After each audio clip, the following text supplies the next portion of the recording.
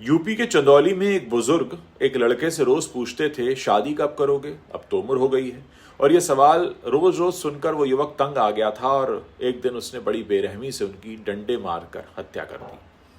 चंदौली की यह घटना सिर्फ एक हत्या नहीं है, ये असल में उस दर्द की कहानी है जिसे हम रोजाना अनजाने में लोगों पर थोपते रहते हैं। एक बुजुर्ग का रोज पूछना कि शादी कब करोगे, उम्र हो गई है, शायद उनके लिए बिल्कुल ही एक सामान्य सा सवाल होगा, पर उस युवक के लिए सवाल हर दिन एक नए घाव की तरह था। मनुष्य तब हिंसक नहीं होता जब बाहर कुछ होता है, वो हिंसक तब हो जाता है जब अंदर कुछ टूटने लगता है।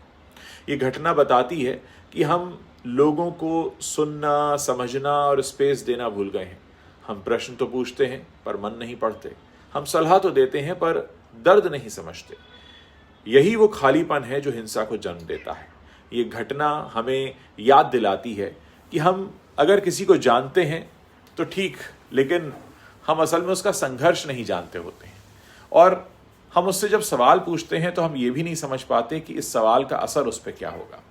कभी किसी से कुछ पूछने से पहले एक पल रुकिए, सोचिए, शायद आपका हल्का सा मजाक, आपका सामान्य सा सवाल किसी और के भीतर चल रहे किसी तूफान को भड़का भी सकता है।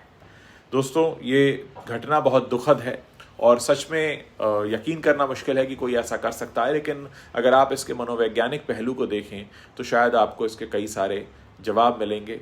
शायद हमें अपनी उम्मीदें दूसरों पर थोपना बंद कर देना चाहिए।